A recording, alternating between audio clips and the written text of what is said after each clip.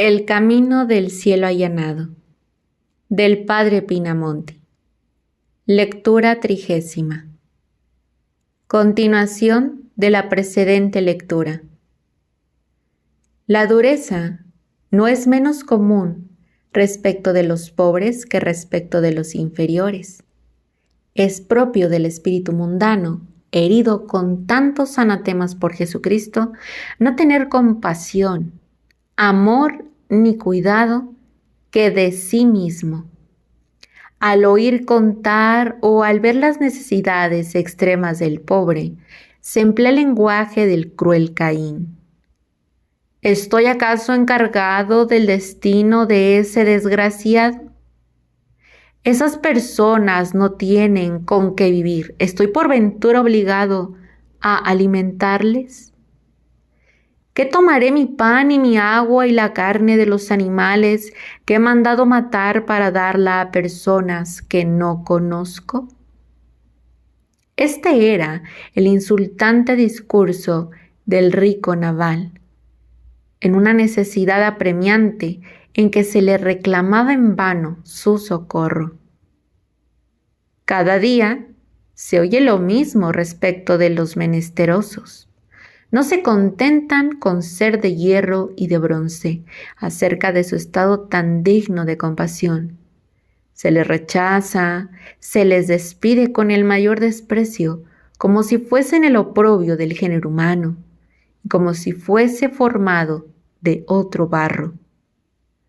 Así como la humildad es abominable al soberbio, dice el libro del Eclesiástico, del mismo modo el pobre horroriza al rico. El león pierde mucho de su ferocidad cuando está apaciguada su hambre. El rico es tanto más inhumano cuanto más colmado se halla de riquezas. Cuanto más se crea cubierto de la indigencia, tanto menos es su piedad para con el indigente. La experiencia nos pone a la vista todos los días esos prodigios, o más bien esos monstruos de crueldad. La razón de esto parece evidente. Cuantos más bienes posee el hombre, tanto mayor es su orgullo. Cuanto mayor es su orgullo, tanto es más irreligioso. Cuanto más irreligioso es, tanto más cerrado tiene su corazón a todo sentimiento cristiano. Los ricos se miran como si estuviesen solos sobre la tierra, como se le reprende el profeta Isaías, prediciéndoles la suerte de sus riquezas. Desgraciados de vosotros los que juntáis casa a casa, y que reunís tierras a tierras, hasta que os falta espacio. ¿Habitaréis acaso vosotros solos la tierra? Yo os declaro que esta multitud de casas, que esos palacios tan grandes y llenos de adornos, quedarán todos desiertos, puesto que la dureza va tan lejos respecto de los pobres que no nos han inferido la menor injuria. ¿Hasta dónde la llevarán respecto de aquellos que les han causado algún daño, sea de la manera que fuere? El mundo está lleno de personas delicadas y sensibles, que todo les hiere, y a quienes la más ligera ofensa, un gesto, una palabra, una bagatela, abre en su corazón una profunda llaga. Extraña debilidad, digámoslo mejor, orgullo insoportable. Tenéis el ejemplo de tantos santos cuya dulzura no pudieron alterar jamás, ni las más negras calumnias, ni las más violentas persecuciones, ni los más afrentosos suplicios. Sin embargo, una sola palabra, poco respetuosa según vosotros, escapada a la vivacidad o por inadvertencia, os agria y os irrita. Pedís una satisfacción humillante al agresor. Queréis que lo recuerde y que se arrepienta toda su vida. Y no me refiero en esto a hombres que se glorían de seguir en todo las reprobadas máximas del mundo. Hablo por aquellos que respetan o que hacen profesión de respetar las reglas del Evangelio. ¿Cuántos se cuentan entre estos últimos que dicen que no quieren mal alguno a aquel de quien están ofendidos y que no dejan de denigrarlo cuando se presenta ocasión de alegrarse de sus desgracias y aún de consolarse que el mismo Dios haya tomado de su cuenta vengarles? Ojalá aún que estos sentimientos naciesen de improviso en el corazón sin permanecer más en él, pero desgraciadamente sucede casi siempre lo contrario. El tiempo, que al parecer debería borrar el recuerdo de una injuria, solo sirve para conservarla y mantenerla. Ese recuerdo se convierte por fin en un odio que dura y envejece con nosotros. Quisiera el Señor preservaros de tener un corazón así dispuesto. Se muere con el odio y a menudo, tampoco muere. Nos sobrevive y pasa a nuestros hijos y se perpetúa alguna vez hasta la última generación. Lectura 31. Es muy perjudicial para salvarse la dureza respecto del prójimo. Es una verdad incontestable, puesto que es del Evangelio, que la medida de nuestra misericordia hacia los otros será la medida de la divina misericordia hacia nosotros. En todas las virtudes cristianas, Dios mismo se nos propone por modelo. Sed santos, dice, porque yo soy santo. El Verbo encarnado quiere que aprendamos de Él la dulzura y la humildad. Aprended de mí, que soy dulce y humilde de corazón. Pero este orden, dice San Pedro Crisólogo, queda cambiado cuando se trata de la misericordia. Dios quiere tenernos entonces en algún modo por modelo. Es decir, que según fuere nuestra misericordia para con el prójimo, será la suya respecto de nosotros. Vosotros, pues, hombres, continúa el mismo Santo Padre, vosotros mismos sois la medida de la misericordia para vosotros. Sed misericordiosos, tanto como deseáis que lo sean para vosotros.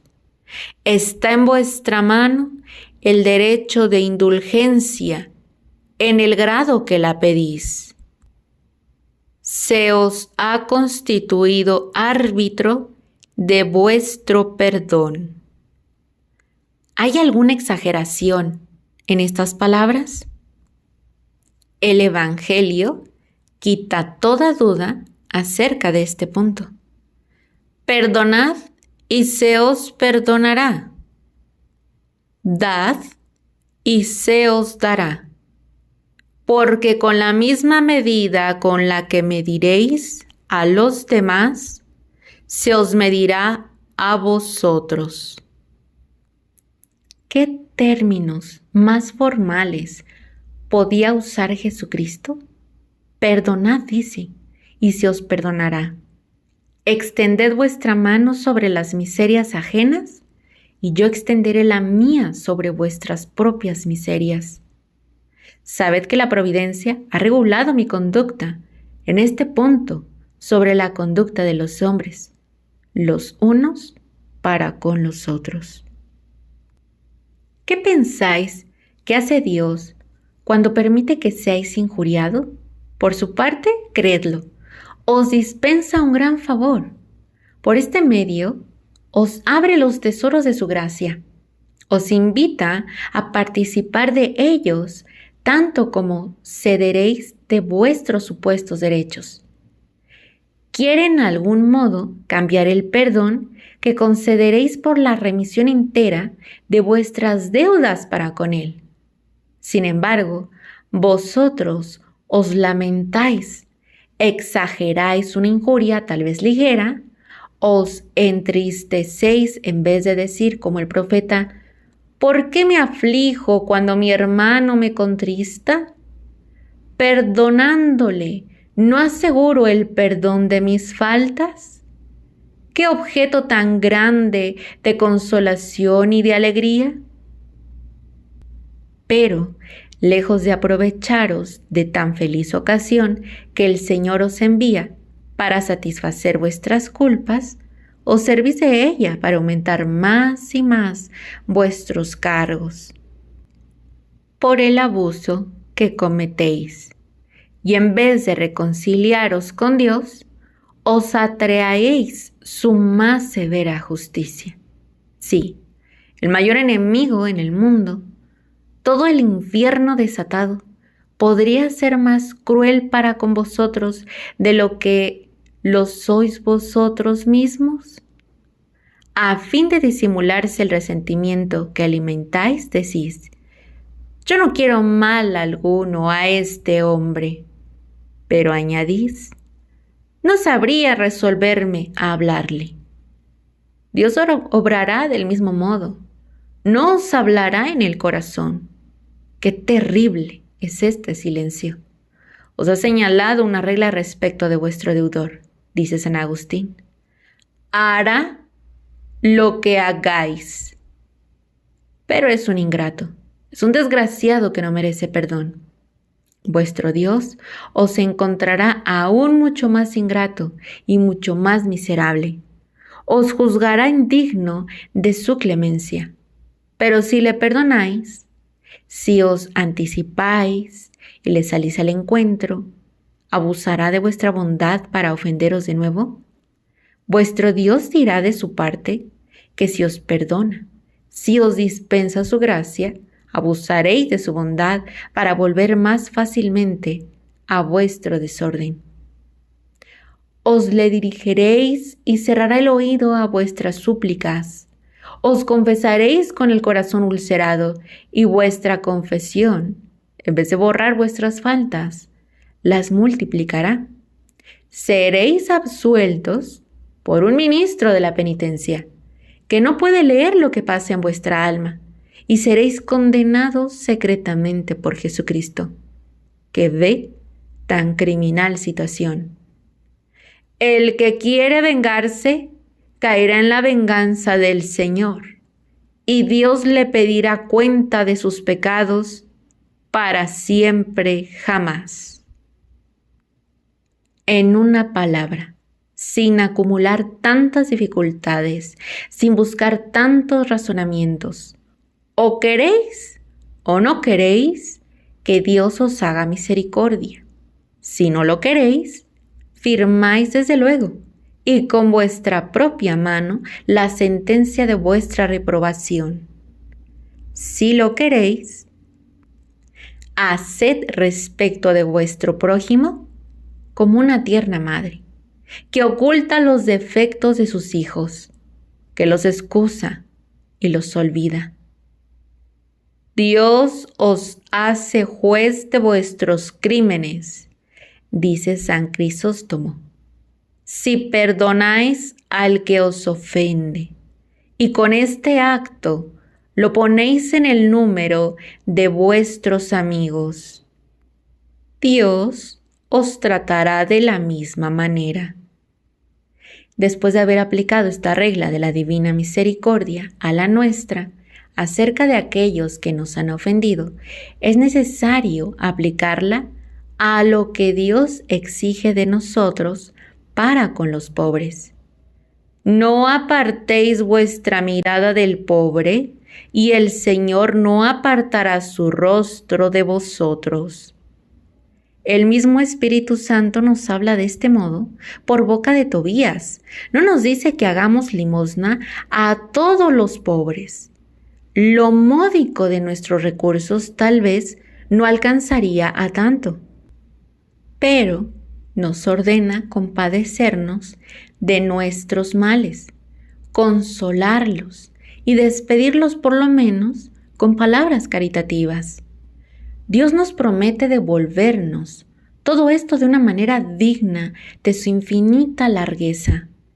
El que se compadece de los pobres será dichoso.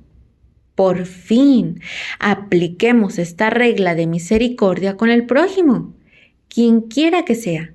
Si le tratáis con dulzura, Dios será bondadoso con vosotros. Si le tratáis duramente, Dios será severo respecto de vosotros.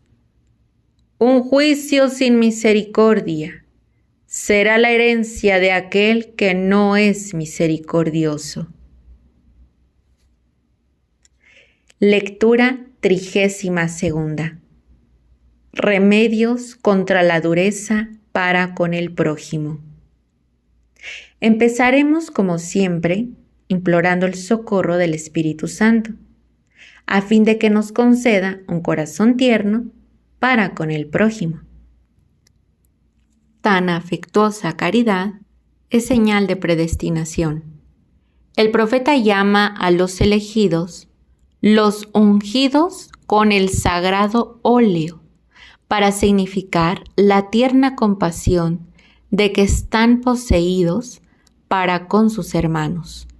Al contrario, la dureza respecto del prójimo, ya en las palabras, ya en los modales, ya en los sentimientos, esta dureza tan común a los grandes y a los ricos es signo de reprobación. El corazón duro será lleno de males al fin de su vida. Si queréis, pues, asegurar vuestra salvación, rogad con insistencia al Señor para que os arranque vuestro corazón de mármol y os conceda un corazón de carne, es decir, entrañas caritativas. Revestíos como los elegidos de Dios, santos y bien amados, de ternura y de entrañas de misericordia, de bondad, de humildad, de paciencia. El segundo medio consiste en sustituirnos en su lugar, para conducirnos en adelante con respecto a Él del modo que desearíamos que se nos tratase. Imaginaos que así como soy su superior y el vuestro inferior, que así como vos sois rico y él pobre, hubiese podido suceder que él fuese el superior y vos el inferior. Él podría ser rico y vos pobre.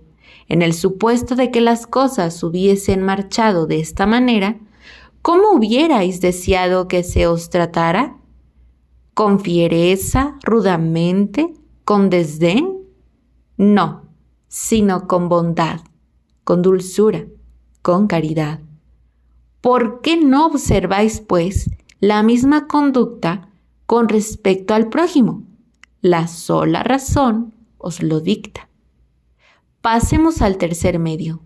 En el sacramento del bautismo, el Espíritu Santo pone en nuestras almas los hábitos de 3 virtudes llamadas teologales, a fin de que podamos, en su mayor caso, practicarlas fácilmente. Pero la mayor parte de los cristianos no hacen fructificar estos talentos y los hunden, a veces en tan profundo abismo de vicios que restan verdaderos pobres en medio de las riquezas. En cuanto a vosotros, trabajad en cultivar ese fondo de virtudes infusas, y esto para el prójimo, que debe ser otro de vuestros principales objetos.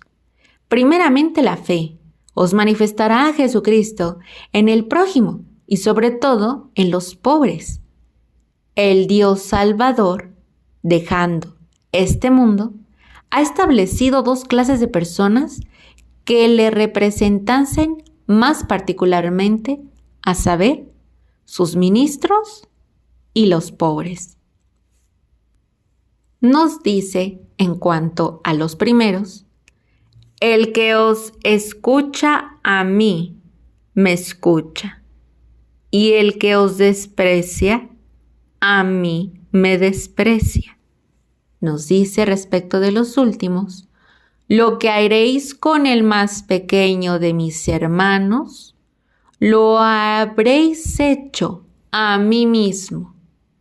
Una fe ordinaria parece bastante para reconocer a Jesucristo en un superior, pero para reconocerle en el pobre es necesaria una fe viva, que penetre el exterior, despreciable de que se haya rodeado, y que descubra en su persona la oculta majestad de nuestro Señor. Por esto el profeta rey exclama, dichoso el hombre que medita sobre el pobre y el indigente. Animado por esta fe, un rey de Francia llamaba su querida guardia a los pobres que la acompañaban casi por todas partes. Animado por esta fe, San Juan, patriarca de Alejandría, llamaba a los pobres sus superiores y sus señores. Con el auxilio de la fe, Santa Margarita, reina de Escocia, y Santa Eduviges, reina de Polonia, servían arrodilladas a los pobres, lavaban sus pies y besaban sus llagas. San Paulino, San Serapio y muchísimos otros se constituían voluntariamente esclavos para la redención o para el alivio de los desgraciados.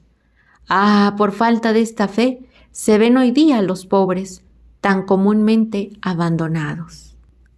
En cuanto a la virtud de la esperanza cristiana, es necesario renunciar al bautismo y a las divinas promesas, o bien confesar nuestra extremada locura, porque nosotros esperamos tener parte un día a la gloria de los elegidos, y nosotros sabemos que no se verificará sin buenas obras.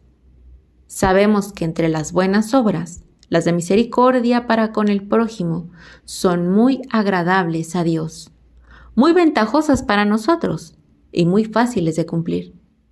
¿De qué nos sirve, pues, el hábito de la esperanza infusa en nuestras almas si no practicamos esta virtud en las cosas que son fundamento, que la fortalecen y nos ponen en el caso de esperar de Dios el cumplimiento de sus magníficas promesas? ¿No hay acaso pobres en el lugar que habitáis? ¿No hay enfermos, presos y otras personas que tengan necesidad de socorro para el alma o para el cuerpo? Socorred la miseria de los unos, visitad a los otros, consolad a estos, instruid a aquellos. Obtener al cielo a ese precio, ¿es comprarlo demasiado caro? Dad al pobre lo que no es más que tierra para alcanzar el cielo. Dad alguna moneda para obtener un reino. Dad algún resto de vuestra mesa para recibirlo todo. Dad al pobre para daros a vosotros mismos. Es un consejo de San Pedro Crisólogo que deben seguir todos los cristianos que esperan otra vida después de esta. Procurad hacer al prójimo todo el bien posible, según vuestro estado.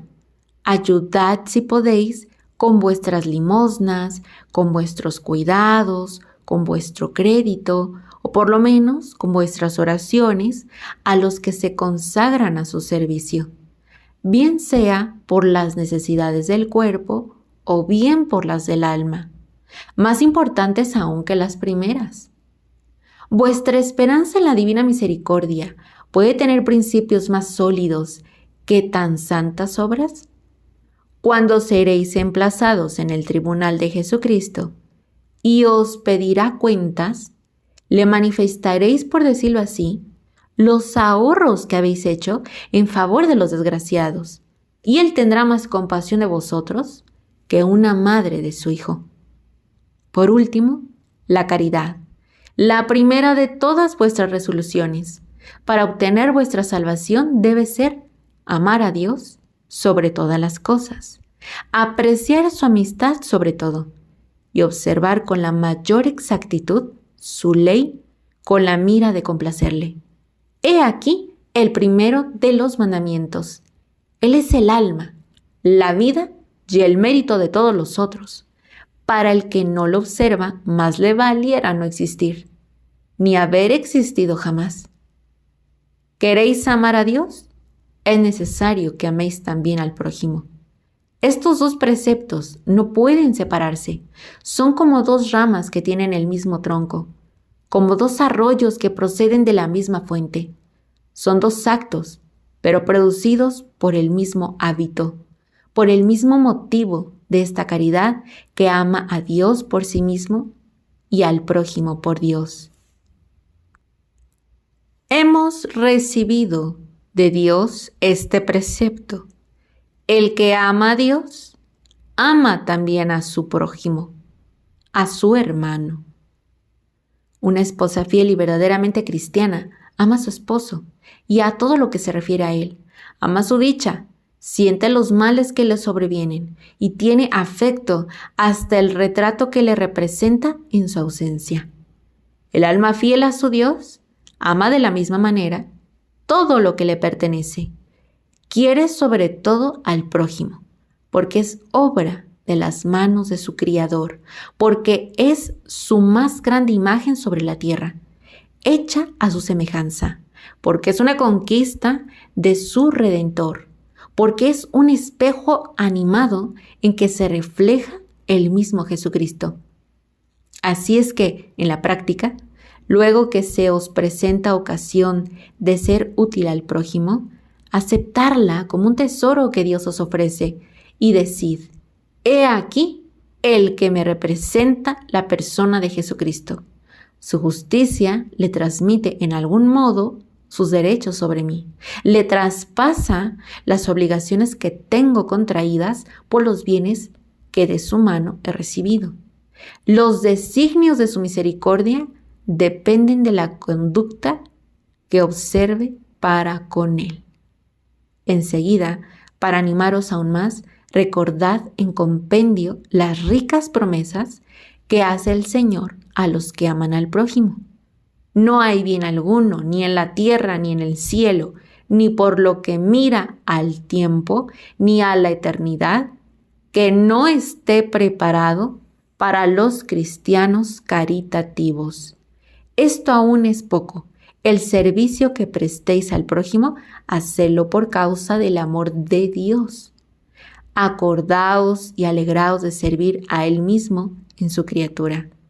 Pensad únicamente en complacerle en tales momentos, en imitarle en aquel de sus atributos de que más se gloría con relación a nosotros, a saber, su misericordia y su beneficencia en ser misericordioso, casi diría singularmente. Todas vuestras obras de caridad, por pequeñas que os parezcan, tendrán un precio infinito cuando se hagan por estos motivos. Este comportamiento nos une a Dios más estrechamente, santifica más y más nuestra alma, nos dispone aquí abajo para esa dichosa vida del cielo, en donde nos amaremos todos para siempre jamás, en donde no compondremos más que un corazón y un alma. Gracias por haber llegado hasta el final de este capítulo. Te invito a continuar escuchando este audiolibro en el siguiente video. Recuerda compartirnos qué te ha parecido el libro en los comentarios. Y te invito a escucharnos ahora también en Spotify. Bendiciones en la divina voluntad. Gracias por vernos. Suscríbete al canal de Misión Rúa YouTube ahora para que podamos seguir difundiendo la misericordia de Jesús en el mundo entero. Y no te olvides de compartir, darle un me gusta, comentar y suscribirte al canal para ser un misionero Rúa más.